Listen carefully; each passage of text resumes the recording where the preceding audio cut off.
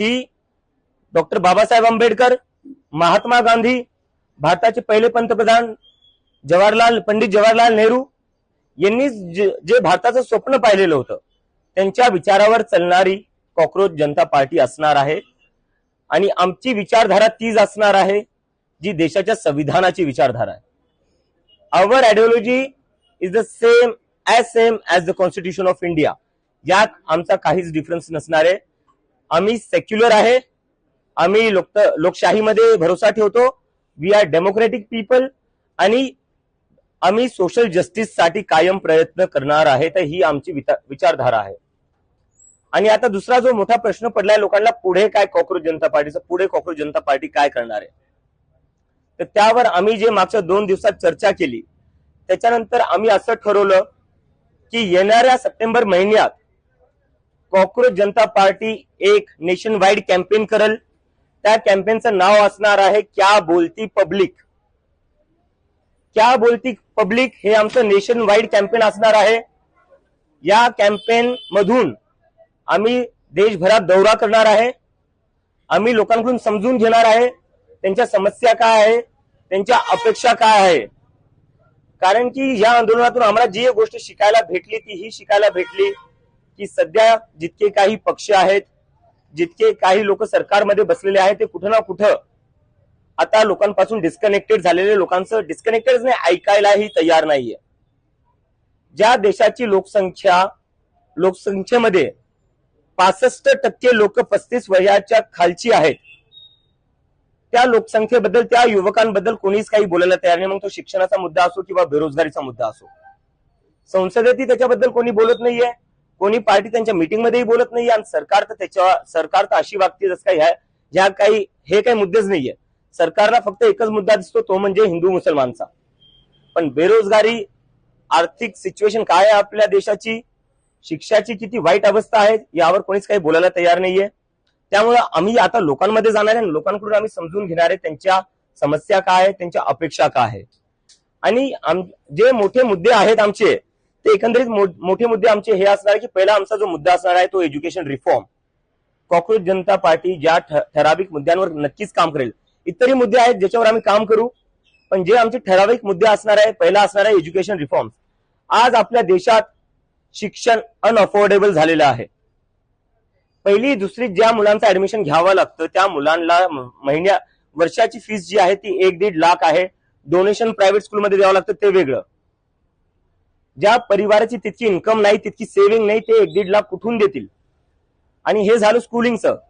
कॉलेजमध्ये जरी पाहायला गेलं कॉलेजच्या फीस किती वाढलेल्या आहे. कोचिंगचा एक वेगळं चालू आहे, कोचिंगमध्येही पैसा जातो, कॉलेजच्या डिग्रीमध्ये पैसा जातो. तर आजच्या काळात आपल्या देशात शिक्षण घेणं म्हणजे डोक्यावर कर्ज ठेवणं आहे. आम्हाला त्यापासून मुलांना असो किंवा त्यांच्या आई वडिलांना असो मुक्त करायचं आहे. एक असा आपल्या देशाची शिक्षण व्यवस्था अशी झाली पाहिजे जिथं जर कोणाला आपल्या मुलाला डॉक्टर बनवायचे, इंजिनियर बनवायचे, सायंटिस्ट बनवायचे, तर आई वडिलांना ते बर्डन नाही वाटलं पाहिजे की आम्ही कुठून करणार आमच्या मुलासाठी. हे education is a fundamental right असं डॉक्टर बाबासाहेबांनी संविधानात म्हणलेलं आहे. पण कुठं ना कुठं मागच्या काही दशकात आपल्या देशात education is a fundamental business to gain profits अशी शिक्षण व्यवस्था झालेली आहे. ते आपल्याला बदलायचं आहे. दुसरा जो मुद्दा आहे तो म्हणजे जंतर मंतरच्या आंदोलनात आपण पाहिलं, नीट हा सगळ्यात मोठा मुद्दा होता, कोर इश्यू होता. पण जितके लोक आली तो राग फक्त नीटवर नव्हता किंवा एज्युकेशन सिस्टमवर नव्हता. या देशात संस्थानाची जी हाल झालेली आहे या सरकारच्या अंतर्गत, त्याच्याबद्दलचा तो राग होता. मग तो राग पक्षांविरोधात का असत नाही. सकाळी लोक म्हणतात की आम्ही निवडून कोणाला देतो, संध्याकाळी तो दुसऱ्या कोणत्या पक्षात असतो. सकाळी आम्ही वोट टाकतो एका सरकारसाठी, संध्याकाळपर्यंत दुसरी सरकार बनती. आणि ते नाही झालं तर ईडी सीबीआय पाठवून पक्ष तोडण्यात येतात. आणि तिथेही मन नाही भरलं तर मग कोर्टात जाऊन पक्षही चोरून घेण्यात येतात. तर याच्यामुळे लोकांचा कुठं ना कुठं भरोसा तुटत चालला आहे, संपत चालला आहे पॉलिटिकल सिस्टमवरनं. आणि दुसरं जे आहे ज्युडिशरी, देशात ज्युडिशरी बद्दलही लोकांच्या मनात खूप मोठे मोठे प्रश्नचिन्ह निर्माण झालेले आहेत. ज्या प्रकारे निर्णय येतात, रुलिंग पार्टीच्या फेवरमध्ये जास्त निर्णय येतात. जेव्हा एक सामान्य माणूस न्यायालयात जातो, कोर्टात जातो, त्याला सुनवाई लवकर भेटत नाही. त्याला सांगण्यात येतं की नंतर या, तारीख पे तारीख जे आपण म्हणत असतो मजाकमध्ये, पण ती खरी व्यवस्था आहे. पण तिथंच एखादा मोठा बिझनेसमॅन असो, तो कोर्टात जातो, त्याला लगेच हिअरिंग भेटते, अर्जंट हिअरिंग होती, त्याच्यावर लगेच सुनवाई होती आणि त्याच्यावर लगेच ऑर्डर पण येऊन जातो. पक्ष तोडायचे असतील त्याच्यावर कोर्ट लगेच निर्णय देतो. आमदारांना इकडून तिकडे करायचं असेल त्याच्यावरही कोर्ट लगेच निर्णय देतो. पण जेव्हा सामान्य नागरिकांना न्याय पाहिजे तेव्हा कोर्टाकडे वेळ नसतो. तर त्याच्यामुळेही कोर्टाच्या इंटेग्रिटीवर, न्यूट्रॅलिटीवर खूप मोठा प्रश्नचिन्ह निर्माण झालेला आहे. आणि दुसरं आहे, आता तुम्ही सगळे मीडियाचे साथी खूप सगळे आलेले आहेत, इंडिपेंडेंट बनवणं. जसं मी आधी सांगितलं की आपल्या देशात 60% लोक परममध्ये करावं लागते, कारण की आपल्या केंद्राचा मुद्दा बनवायचा आहे. देशात कुठलेही पॉलिटिकल डिस्कशन असू दे, इलेक्शनचं डिस्कशन असू दे, बेरोजगारीला तुम्ही आता अजून जास्त इग्नोर करू शकत नाही. बेरोजगारी, युवकांशी शिक्षणाचा मुद्दा आणि बेरोजगारी मुद्दा हा पॉलिटिकल डिस्कोर्स आता असलाच पाहिजे. तुम्ही अजून इग्नोर नाही करू शकत याला. आणि आता जर तुम्ही इग्नोर केलं तर जेनझीनी दाखवून दिलेले ते रस्त्यावर येतील. त्यानंतर जो आमचा अजून एक अजेंडा असणार आहे कॉक्रोच जनता पार्टीला पुढे घेऊन जाण्यासाठी, जे आम्ही म्हणलेले, तुम्हाला जर कोणी म्हणत असेल की कुठली एक ऑर्गनायझेशन किंवा कुठला एक व्यक्ती सगळ्या प्रॉब्लेम सॉल्व्ह करेल, तर तो तुमच्याशी खोटं बोलतोय. असंच खोटं देशाला 2014 मध्ये बोलण्यात आलं होतं की आता एक व्यक्तीला निवडून दिलं होतं की आता हा आपला देश एकदम डेव्हलप नेशन होऊन जाईल, काशीचा क्योटो होऊन जाईल. पण काशीचं काय झालं, काशीची काशी झालेली आहे. तर ते आपण पाहिलेलं आहे आता. त्यामुळे आम्ही ती चुकी करणार नाही. आम्हाला माहितीये कुठली एक संस्था किंवा कुठली एक ऑर्गनायझेशन, कुठलाही एक व्यक्ती सगळ्या प्रॉब्लेम सॉल्व्ह करू नाही शकत.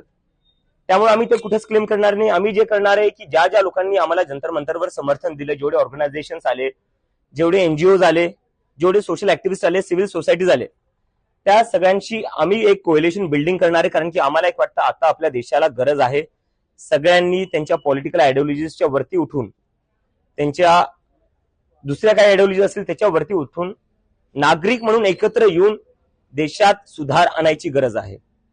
ते हे आमचा एक मोठा अजेंडा आहे येणाऱ्या काळासाठी. हिंदी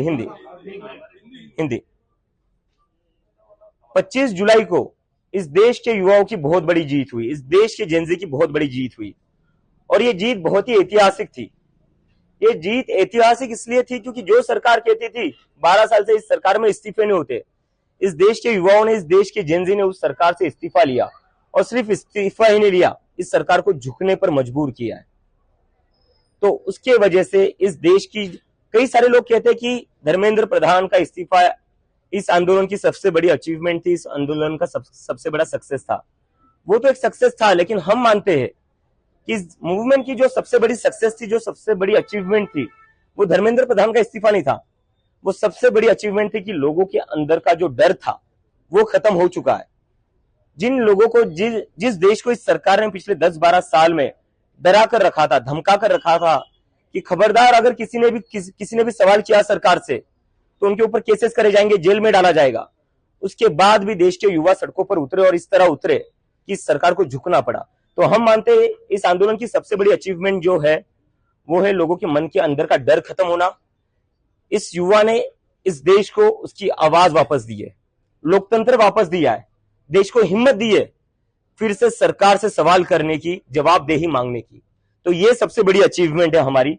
और कई सारे लोगों के मन में अभी प्रश्न है कि कॉकरोच जनता पार्टी की आइडियोलॉजी क्या है, कॉकरोच जनता पार्टी की विचारधारा क्या है. तो मैं उस पर यह कहना चाहता हूं कि कॉकरोच जनता पार्टी की वही विचारधारा, वही आइडियोलॉजी है जो इस देश के संविधान की विचारधारा है. कॉकरोच जनता पार्टी डॉक्टर बाबा साहेब अंबेडकर, महात्मा गांधी और पंडित जवाहरलाल नेहरू ने जो भारत का सपना देखा था, उनके सपनों का जो भारत था, उनकी जो फिलॉसफीज थी, हमारी विचारधारा भी वही रहेगी. डॉक्टर बाबा साहेब अंबेडकर का सोशल जस्टिस, महात्मा गांधी का नॉन वायलेंस एंड पीस, और पंडित जवाहरलाल नेहरू ने जो मॉडर्न इंडिया का फाउंडेशन किया था, एक सपना देखा था आधुनिक भारत का, वो हमारी आइडियोलॉजी रहेगी, वो हमारी फिलॉसफी रहेगी. उसके बाद आते हैं कि कॉकरोच जनता पार्टी का आगे का एजेंडा क्या है, कॉकरोच जनता पार्टी आगे जाकर क्या करने वाली है. तो मुझे आप सभी लोगों को बताते हुए खुशी हो रही थी कि कई सारे लोग हमें मैसेजेस कर रहे थे, मैसेजेस कमेंट्स पर पूछ रहे थे कि आगे क्या करोगे, आगे क्या करोगे. तो उस पर हम एक अनाउंसमेंट करने जा रहे हैं. सितंबर के महीने में कॉकरोच जनता पार्टी एक नेशन वाइड कैंपेन शुरू करने जा रही है. ये एक तरीके का नेशन वाइड टूर होगा हमारा. इस कैंपेन का नाम होगा क्या बोलती पब्लिक. क्योंकि अभी जो जरूरत है वो पब्लिक की बात होने का जरूरत है। पब्लिक को अपनी बात रखनी पड़ेगी। पब्लिक की आवाज सुनने का वक्त आ चुका है अब। और अगर आप पब्लिक की आवाज नहीं सुनोगे तो पब्लिक ये सड़कों पर उतरेगी। तो इसलिए हमने जो डिसाइड किया है, क्योंकि हम वो गलती दोहराना नहीं चाहते जो आज तक इन बाकी लोगों ने दोहराई है। जंतर मंतर का जो हमारा एक्सपीरियंस रहा है, जो हमें समझ में आया है, वो ये रहा है कि इन लोगों का जो कोर फ्रस्ट्रेशन है, ये जो जेनजी है, इनका कोर फ्रस्ट्रेशन ये है कि इन लोगों को डिसमिस किया जाता है, इन लोगों को इग्नोर किया जाता है, इन लोगों से कोई बात नहीं करता है, इन लोगों से कोई पूछता नहीं है कि आपकी एक्सपेक्टेशंस क्या है, आपकी प्रॉब्लम्स क्या है, आपके सपने क्या है, इस देश को लेकर आपकी क्या उम्मीदें हैं, क्या होप्स है, ये कोई पूछता नहीं। तो हम वो गलती दोहराना नहीं चाहते। हम चाहते हैं क्योंकि इस देश की 60% पॉपुलेशन जो है वो अंडर द एज ऑफ 35 है। 65% पॉपुलेशन जो है वो अंडर द एज ऑफ 35 है। यही लोग हैं जो आगे जाकर इस देश का भविष्य है, यही लोग हैं जो आगे जाकर इस देश को चलाने वाले हैं, यही लोग हैं जो आगे जाकर इस देश को आगे बढ़ाएंगे। तो जो लोग आगे जाकर देश का भविष्य है, उन लोगों को इग्नोर करके, उन लोगों से बिना बात किए, उन लोगों से बिना एंगेज किए आप कैसे कोई पॉलिटिकल डिसीजन ले सकते हो, आप कैसे कोई पॉलिसी डिसीजन ले सकते हो, आप कैसे कोई पार्लियामेंट हो या इलेक्शन हो वहां पर डिस्कशन कर सकते हो। तो हम जो करना चाहते हैं वो करना चाहते हैं इन लोगों से stakeholder consultation, because they are the biggest stakeholder in India right now. Future उनका दाव पर है, जिंदगी उनकी दाव पर है।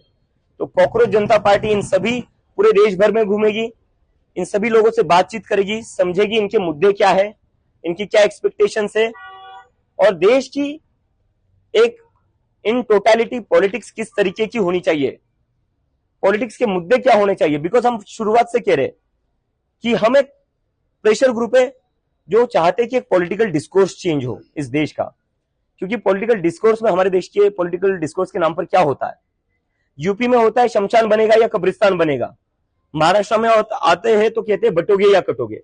इससे किसी को जॉब्स नहीं मिल रही है, इससे किसी को अच्छी शिक्षा नहीं मिल रही है।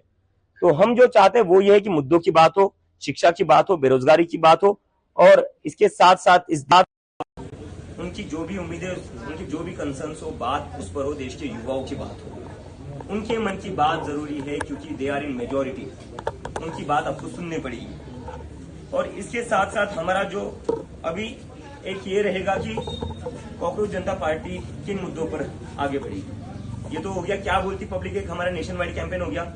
कॉकरोच जनता पार्टी कौन से मुद्दे उठाएगी, ये भी एक बहुत क्यूरियोसिटी है, तो इस पर मैं बोल देता हूँ।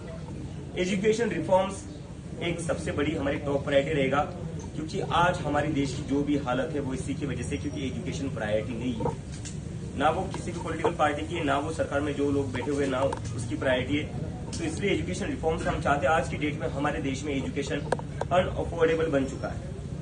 अगर किसी को अपने बच्चे को स्कूल में भेजना है, एडमिशन दिलवाना है प्राइवेट स्कूल में, सरकारी स्कूलों की तो क्या हालत कर रही है हमने देखा ही है। पिछले 10 साल में 94,000 सरकारी स्कूल बंद कर दिए गए। इन स्कूलों को सुधारा जा सकता था, रिनोवेट किया जा सकता था, लेकिन सरकार ने क्या चुना, सरकार ने सरकारी स्कूलों को बंद करना चुना, क्योंकि फायदा इससे सीधा प्राइवेट स्कूलों को होगा। तो सरकार की तो कहीं पर भी प्राथमिकता नहीं है कि कैसे ज्यादा से ज्यादा बच्चों को एजुकेशन मिले। हम वो बदलना चाहते हैं। हम चाहते हैं कि ये जो शिक्षा को इतना एक्सपेंसिव बनाया है, स्कूलिंग को इतना एक्सपेंसिव बनाया हुआ है, वो एक तो पहले कम हो जाए। कैसे कोई family, middle class family, lower middle class family अपने बच्चे को अच्छा एजुकेशन दिला सकती है, जब उनको हर साल 1-1.5 लाख की तो फीस ही देनी पड़ती है फर्स्ट या सेकंड स्टैंडर्ड के लिए। उतनी तो ना इनकम होती है ना सेविंग्स होती है फैमिलीज की। जो परिवार 40-50 हजार कमाता है, घर चलाने में उसके 30-40 हजार जाएंगे, बचेगा क्या, बचेंगे 10 हजार हर महीने के। कहां से एक साल के वो 1-1.5 लाख भरेंगे। तो ये सबसे पहले कम होना चाहिए। प्राइवेट स्कूलों पर कैप लगना चाहिए फीस के रिगार्डिंग। सरकारी स्कूलों पर सरकार को काम करना पड़ेगा। आपकी जिम्मेदारी है सरकारी स्कूल चलाना। जिस तरह से अपने डीमोनेटाइजेशन के बाद हर जिले में अपने मुख्यालय खोल दिए थे, अपने हेडक्वार्टर्स खोल दिए थे, आपने क्यों वैसे स्कूल्स नहीं खोले, उल्टा आप स्कूल बंद करते गए हो। तो ये नहीं चलेगा। एजुकेशन रिफॉर्म जरूरी है। और ये बस प्राइमरी स्कूल की बात नहीं है, जो कॉलेजेस में भी डोनेशन आते हैं, मैनेजमेंट कोटा चलता है, डोनेशन के नाम पर जो सीटें भरी जाती है। एक तो सीटें कम है हमारे देश में, कॉलेजेस में सीटें कम है, जिसकी वजह से कई लोगों का हक मारा जाता है। मैनेजमेंट कोटा के ऊपर कोई बात नहीं करता है कि मेरे बच्चे को मैं पढ़ा नहीं सकता, मैं मेरे बच्चे को इंजीनियर नहीं बना सकता, मैं डॉक्टर नहीं बना सकता, मैं साइंटिस्ट नहीं बना सकता, क्योंकि मेरे पास उतना पैसा नहीं। क्योंकि डॉक्टर बाबा साहेब अम्बेडकर ने कहा था, education is a fundamental right, education is not a business, it's a fundamental right of every kid that is born in India, and we want to ensure that. उसके बाद में है इंस्टीट्यूशनल अकाउंटेबिलिटी। हमारे देश में जो कुछ हो रहा है उसके बाद से इंस्टीट्यूशनल अकाउंटेबिलिटी हमारे देश में एक बहुत ही डेंजरस सिचुएशन में है। अभी सारे इंस्टीट्यूशंस के ऊपर पब्लिक का भरोसा कम होते जा रहा है। कम क्या होते जा रहा है, गुस्सा बढ़ते जा रहा है कि अकाउंटेबिलिटी कहाँ बची इन इंस्टीट्यूशंस में। हम पॉलिटिक्स की बात करें, लोग कहते हैं कि हम सुबह किसी को एक पार्टी से चुनते हैं, वो शाम को किसी और पार्टी में होता है। सुबह हम एक सरकार के लिए वोट करते हैं, लेकिन शाम को कोई और ही सरकार बन जाती है। और जब वो नहीं होता है तो ईडी सीबीआई भेजकर पार्टियों को तोड़ा जाता है। तो एक जो पॉलिटिकल सिस्टम है उसके ऊपर से भी लोगों का भरोसा उठते जा रहा है। और अगर ऐसा चलता रहा तो इस देश के डेमोक्रेसी के लिए बहुत ही डेंजरस साइन है। दूसरा, इलेक्शन कमीशन। हमारे देश में एक टाइम हुआ करता था जहां पर वोटर्स सरकार चुनते थे, लेकिन आज के दौर में क्या हो रहा है, सरकार चुन रही है कि वोटर कौन होगा, सरकार चुन रही है कि कौन वोट नहीं करेगा, कौन वोट डालेगा। तो डेमोक्रेसी ऐसे नहीं चल सकती। तो इस पर इलेक्शन कमीशन की जो अकाउंटेबिलिटी है वो भी फिक्स करनी पड़ेगी।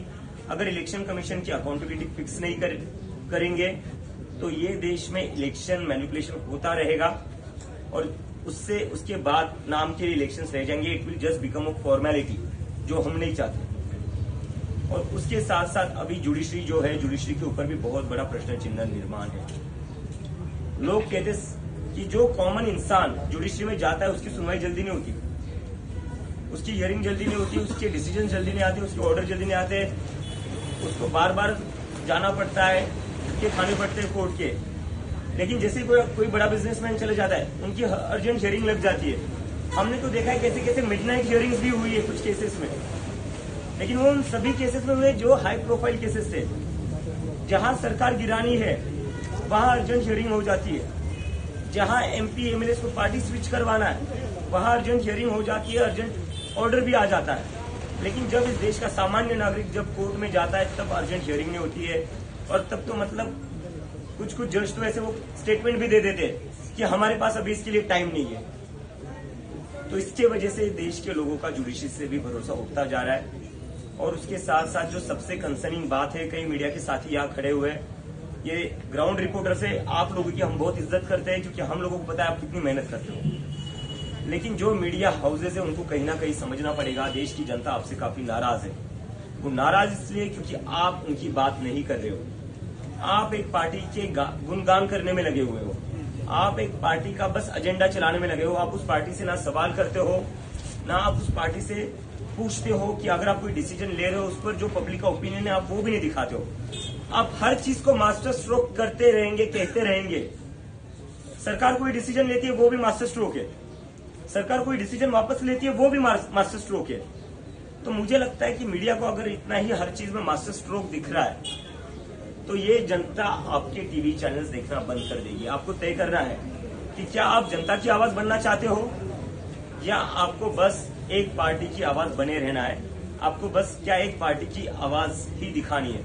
और मुझे इसकी पता है चीज है, बड़े बड़े एडवर्टाइजमेंट मिलते हैं सरकार से, उसकी वजह से ये सब होता है। इन एडवर्टाइजमेंट से ही आपका मीडिया हाउसेस चलता है। लेकिन ये मत भूलिए, अगर जनता ने मीडिया चैनल्स बंद कर दिए तो एडवर्टाइजमेंट का अचार डालोगे आप, जब देखने के लिए कोई नहीं रहेगा।